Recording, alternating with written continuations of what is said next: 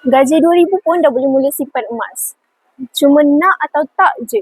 Dulu saya fikir nak simpan emas ni memang kena ada duit yang banyak, duit yang cukup. Tapi end up tak pernah pun ada simpanan.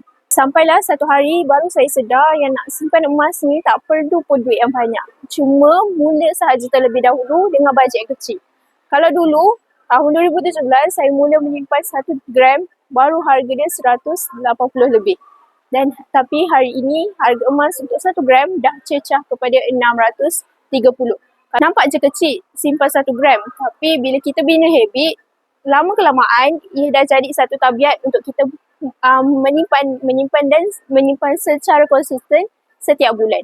Tak kisahlah suri rumah, student, mahupun orang yang dah bekerja, kalau tak diajar ataupun tak dididik dengan habit yang betul, kita takkan ada simpanan walaupun bila-bila. Yang paling best dekat akaun Public Gold ni, tuan-puan boleh menyimpan serendah RM100 sahaja. Kalau tuan-puan ada bajet lebih, boleh simpan lebih. Kalau ada bajet 100, boleh simpan 100. Terpulang kepada tuan-puan. Dan akaun Gap ni tak ada komitmen pun. Jadi, tuan-puan nak simpan emas, tuan-puan boleh rujuk pilih video Wafa untuk Wafa bantu tuan-puan sebaiknya.